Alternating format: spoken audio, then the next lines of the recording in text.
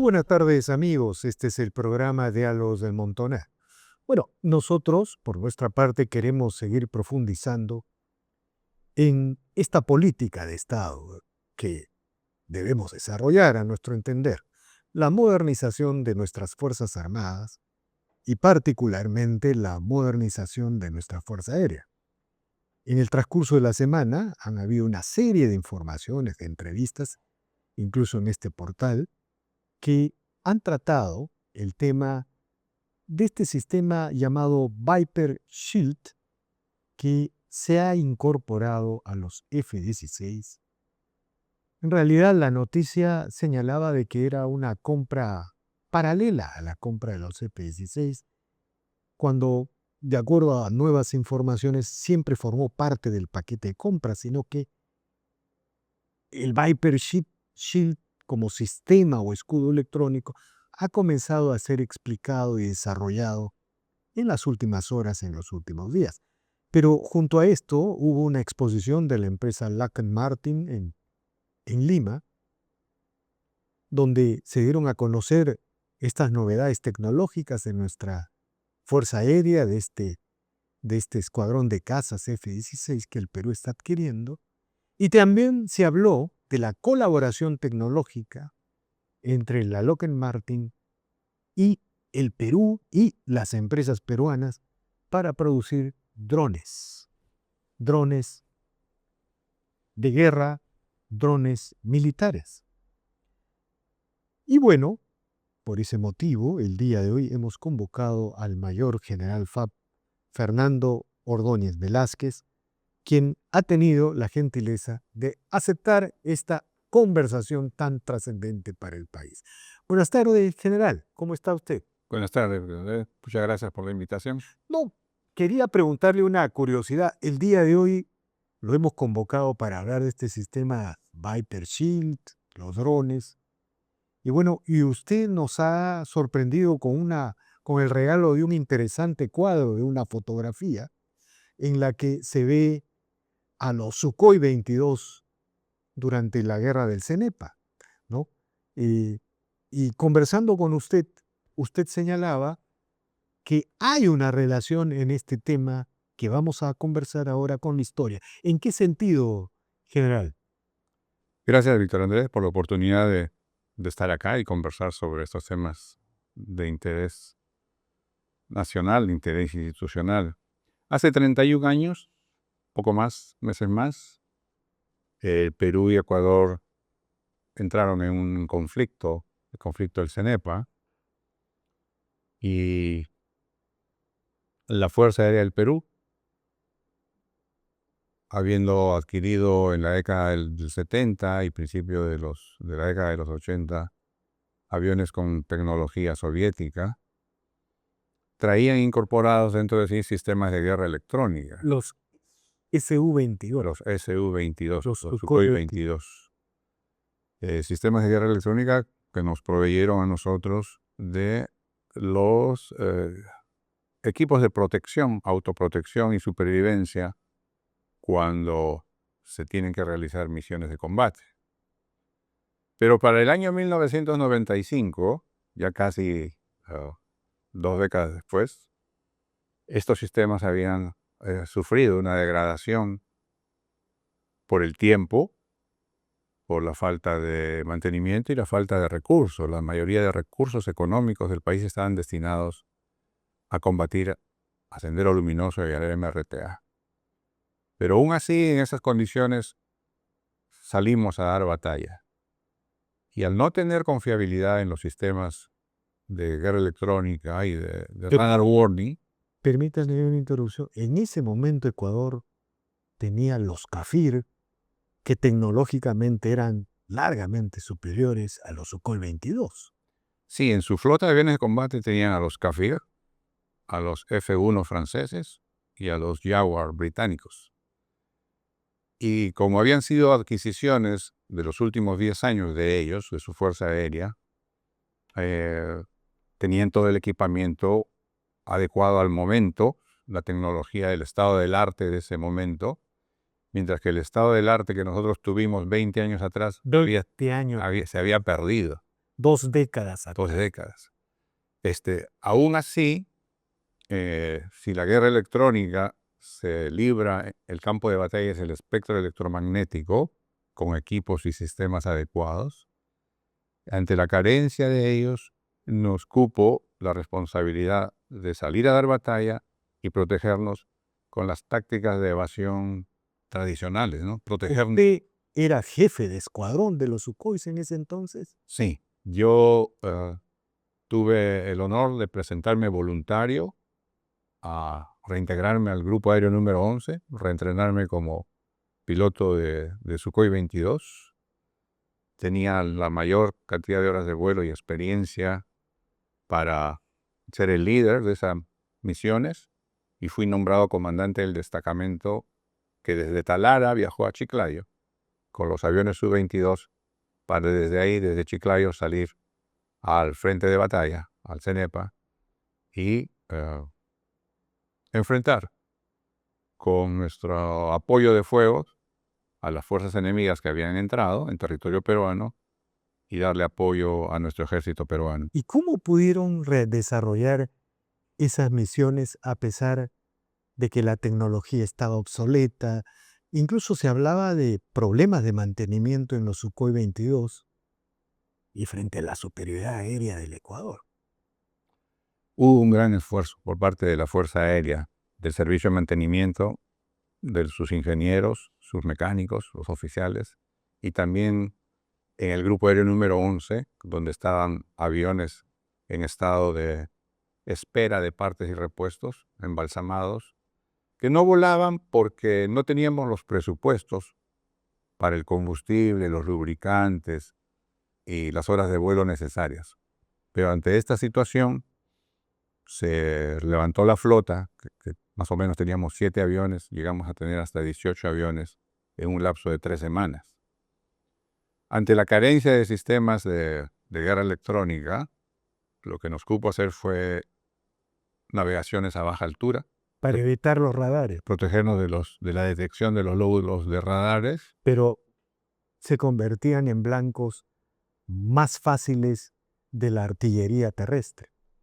Claro, teníamos que conocer también el perfil de vuelo más apropiado, que era cruzar cordillera, dirigirnos hacia la selva, aproximadamente más allá de Jaén, Ciro Alegría, y calculando el tiempo de reacción de los radares ecuatorianos y del despegue de sus interceptores, nuestro perfil de vuelo nos permitía protegernos de ellos, de la detección, navegar en radio silencio, ascender unos 6 minutos antes del bombardeo y utilizar los GPS Garmin 100 que en ese entonces habían sido instalados. O sea, un equipo occidental había sido instalado Los SV. en los Su-22, material soviético, pero con buenos resultados.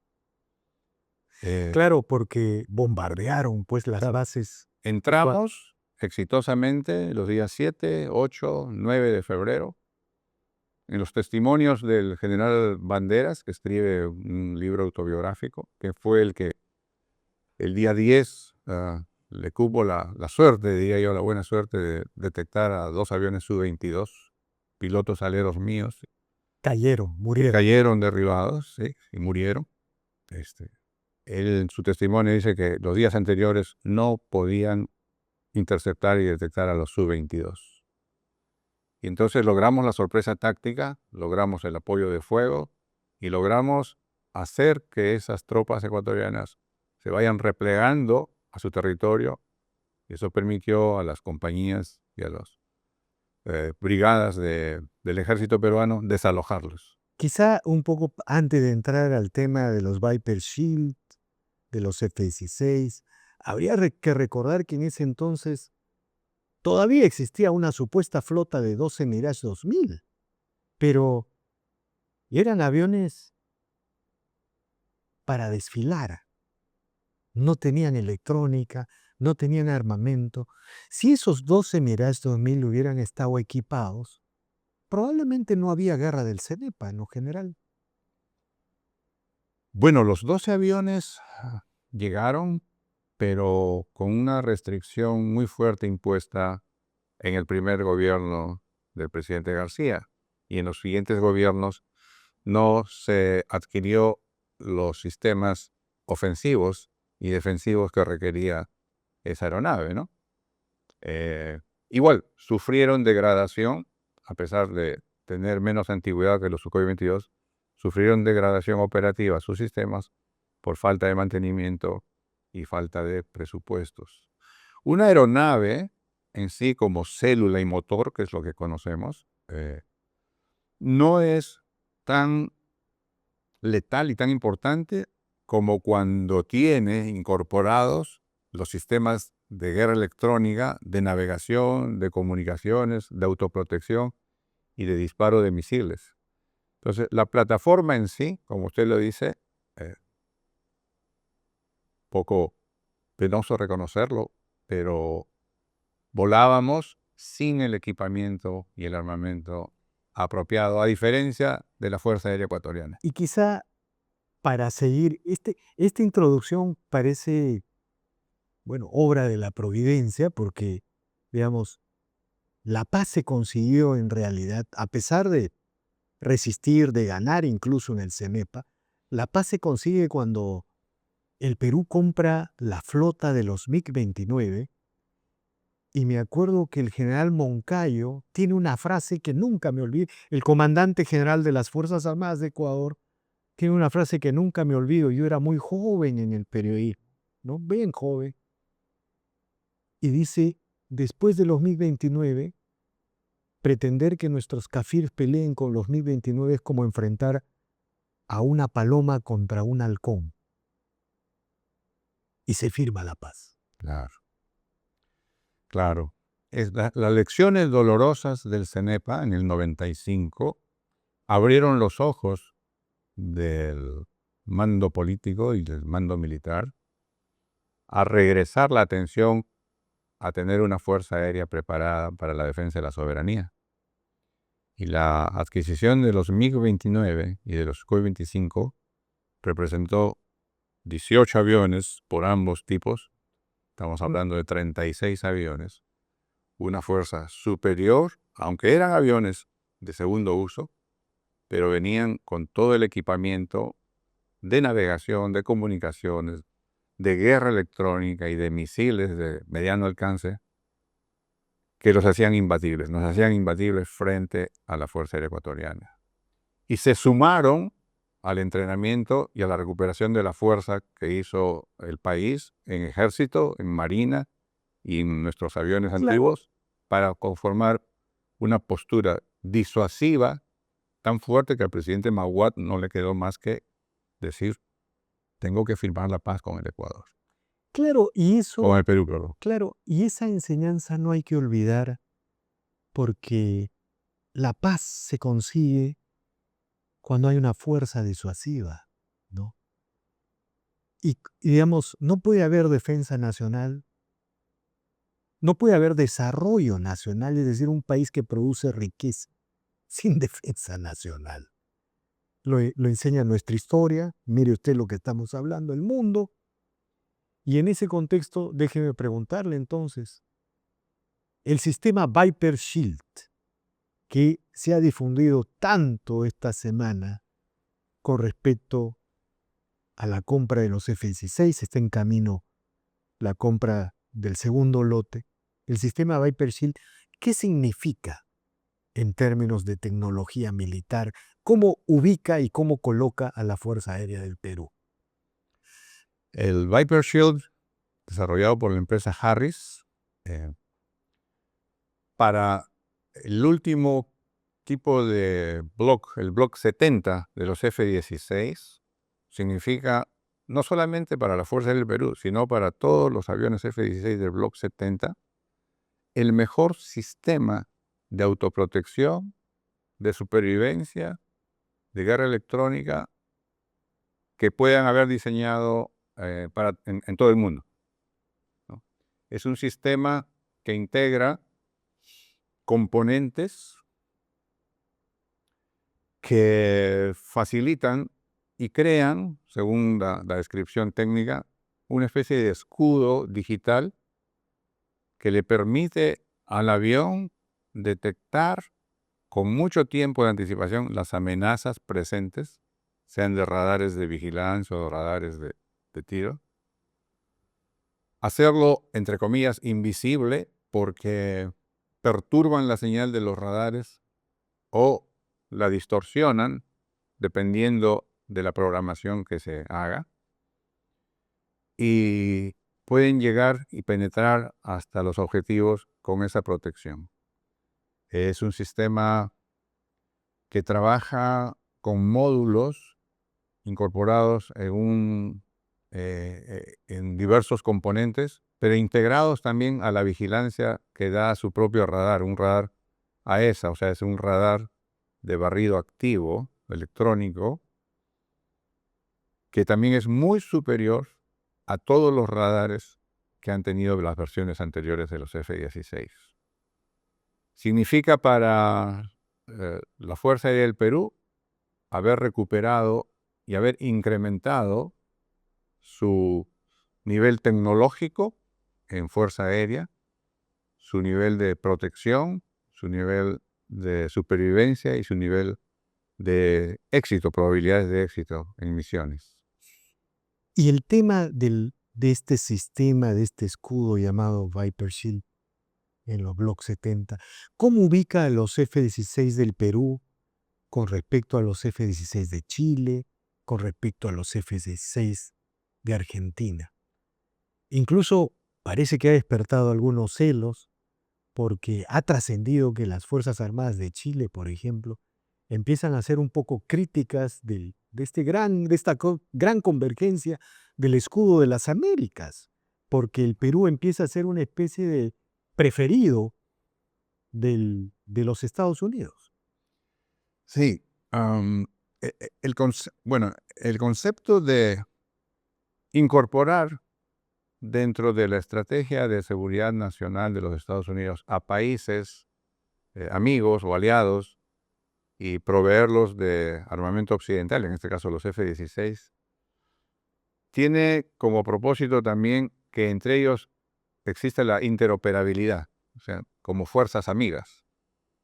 Un F-16 Block 70 del Perú puede volar junto con un F-16 Block 50 de la Fuerza Aérea de Seguridad de Chile u otros como fuerzas amigas, y se les puede dotar a los Block 50 del mismo sistema Viper Shield, sea modificando internamente los componentes que tienen o dotándolos de un pod, o sea, una especie de carga externa que lleve incorporados en sí esos elementos. He leído de que lo que desea Estados Unidos al dotar a los países Perú, Chile, Argentina, es lograr una integración de fuerzas para que puedan interoperar con las fuerzas aéreas de los Estados Unidos, en ejercicios, en prácticas de doctrina y en interoperabilidad, intercambio de experiencias, etc. Creo que no tiene mucha relación con la postura cautelosa que tiene Chile en cuanto al escudo de las Américas. Chile ha manifestado que va a permanecer estudiando la incorporación como un país observador, y lo que ha afirmado es una expresión de interés o de intención, pero sin comprometerse hasta no conocer los alcances de este escudo de las Américas. Quizá también tenga que ver con el tema de los aranceles, ¿no? Que ha sido muy sensible para Chile, por el nivel de relación económica también que mantiene con los Estados Unidos. Sí, y aquí hay que volver a tomar el tema de que en el escenario mundial hay dos potencias en permanente disputa geopolítica: Estados Unidos y China. Y el Pacífico y Sudamérica está en el medio de ese tablero de conflicto. Hay intereses por parte de ambos potencias. Estados Unidos las ha puesto por escrito y de manifiesto en su estrategia de seguridad nacional y en su estrategia de defensa nacional. Y China también tiene su propia filosofía, su propia doctrina y sus propios objetivos geopolíticos en la región del Asia y también para la extensión de la franja y la ruta de la seda. Entonces, Chile en los últimos 10 años ha mejorado sustantivamente sus relaciones diplomáticas, comerciales y con China. No tiene el grado de inversiones que tiene China en el Perú, pero se muestra bastante cauteloso de no querer dar señales de que su incorporación al escudo de las Américas pueda perjudicar su relación comercial con China. Creo que están actuando con cautela, yo diría, y aprendiendo de la política exterior peruana. Nuestra política exterior también busca un equilibrio entre la cooperación en seguridad con los Estados Unidos y la cooperación en comercio con China. Claro, el Perú, digamos, como los países del ASEAN, los tigres del Asia, ha entendido que su geopolítica, su acuerdo geopolítico y militar es con los Estados Unidos para tener los mejores negocios con China. Eso es más o menos la filosofía que se está construyendo. La única manera de tener buenos negocios con China es con fuerza geopolítica y militar, pero sobre todo respetando los valores occidentales, ¿no? Que son reales, pues, ¿no? O sea, entonces, eso está en camino en el Perú, pero, general, me gustaría volver sobre el tema de los F-16 y estas novedades tecnológicas. La empresa Lockheed Martin ha estado en Lima y ha habido el anuncio de que va a haber una coproducción de drones militares con el Estado y las empresas peruanas. ¿Qué significa eso? Bueno, yo sí felicito a las personas, a los líderes que han tenido la oportunidad de sentarse en la mesa de negociaciones con los Estados Unidos y con la empresa Lockheed Martin, porque incorporar más allá de simplemente un sistema de armas, bajo lo que se denomina el offset, nuevas tecnologías o coproducción de nuevas tecnologías o transferencia tecnológica, ya he visto yo que es una política de Estado. Y la fabricación de drones, pues va... Claro, cuando se habla de drones, no son esos droncitos en miniatura que llevan una carga. No, son los drones. Claro, no son los Los drones no tripulados. tipo UAV, o sea, vehículos aéreos no tripulados.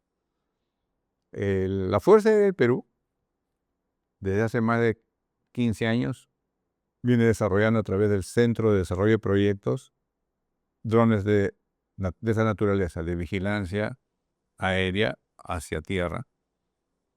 Pero hay una empresa peruana, empresa Casanave, que en las últimas exposiciones de defensa que se han hecho en la base aérea de Las Palmas, ha mostrado drones que tienen una gran autonomía, un gran tamaño y pueden llevar diferentes tipos de sensores fotográficos o sensores para detectar objetivos de interés, y también pueden llevar armas.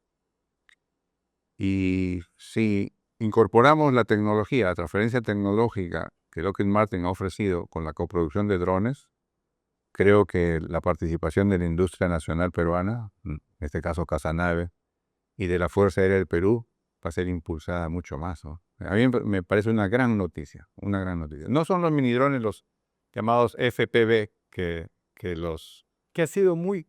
los infantes ucranianos en el campo de batalla lanzan para cazar o un soldado ruso o un vehículo ruso, ¿no? No, estamos hablando de drones de mayor magnitud, mayor alcance. Más vinculados a la guerra convencional, ¿no? Sí. Que a la guerra focalizada, Sí. ¿no? Ahora, le quiero preguntar un tema que es muy recurrente en el debate sobre estos temas, estos asuntos militares.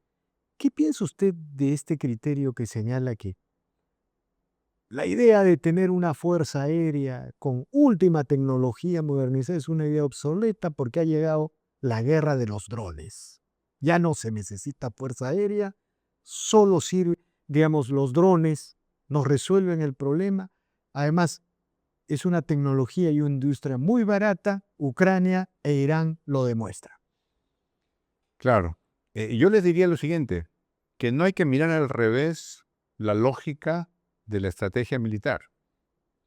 La estrategia militar se basa en definir objetivos, medios y métodos y procedimientos de doctrina, ¿no?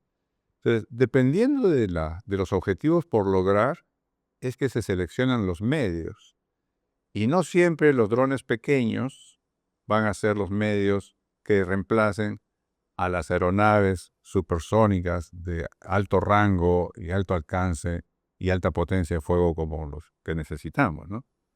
Entonces, son tan necesarios e imprescindibles los aviones de combate que vamos a comprar, los 24 F-16, con todo su equipamiento de guerra electrónica y armas, como los drones que se puedan fabricar para los diferentes teatros de operaciones y necesidades estratégicas.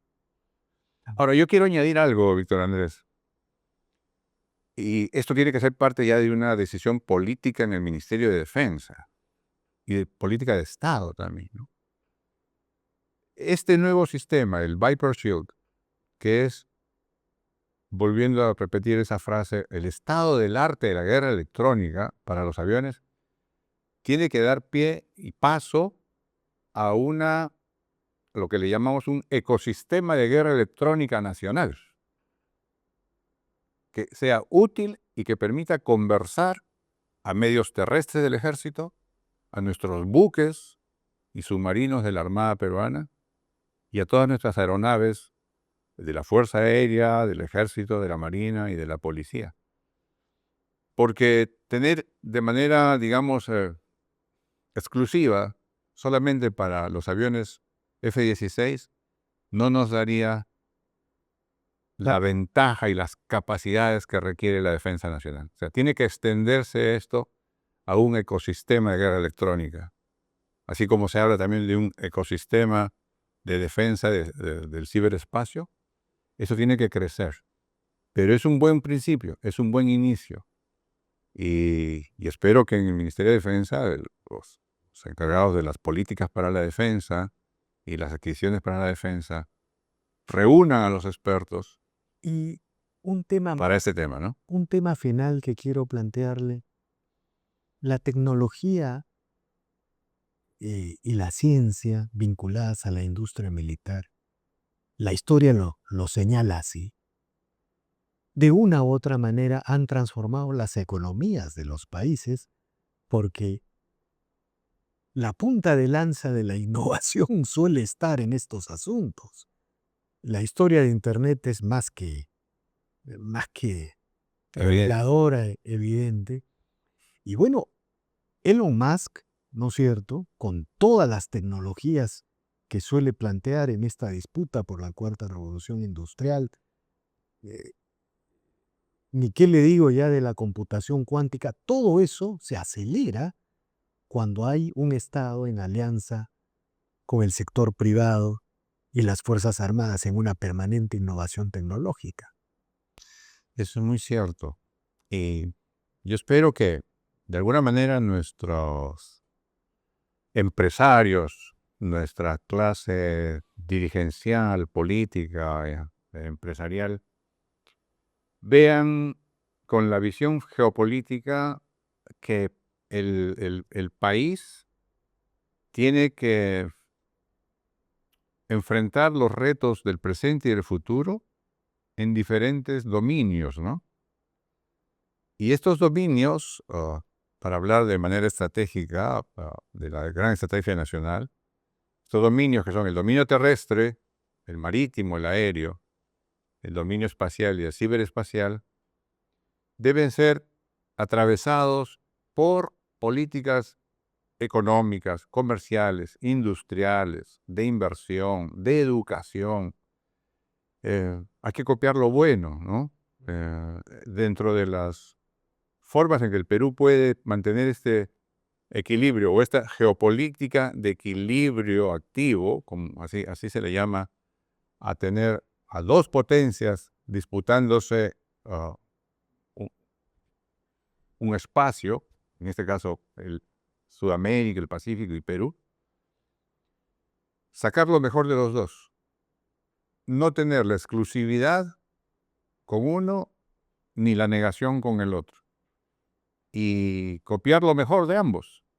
En el caso del desarrollo que se requiere en el Perú, copiar esa política que tuvo Deng Xiaoping de enviar estudiantes y profesionales chinos a perfeccionarse en universidades del extranjero y a traer esos conocimientos a China. El Perú debe ser lo mismo, ¿no? Estamos adquiriendo sistemas de armas, estamos adquiriendo o estamos fabricando y produciendo tanques, cohetes con Israel, buques en alianza Correcto. con Corea, y ya desde los colegios y las universidades se puede generar una masa crítica para que el Perú tenga una mayor autonomía e independencia Ciencia y en ciencia, tecnología y defensa nacional, ¿no? De acuerdo, general, de acuerdo. Bueno, yo le agradezco, mu- le agradezco mucho, mucho por esta interesante conversación. En realidad, este testimonio, los Sukhois 22 del CENEPA a los F-16 con el Viper Sea, es interesante porque ahí está la historia, ahí están las razones del por qué esta discusión no es una discusión ideológica, abstracta, tiene que ver con la realidad y el futuro del país, con el crecimiento, con la lucha en la pobreza, contra la lucha contra la pobreza. Algunos lo desvinculan totalmente. Entonces yo le agradezco infinitamente por esta conversación general y seguiremos conversando más. Muchas gracias. Gracias a usted. A tus órdenes. Bien amigos, esta ha sido una nueva edición de Diálogos del Montonero. No olvide, suscríbase al canal, deje su comentario. Así, este proyecto avanza y se consolida. Muchas gracias.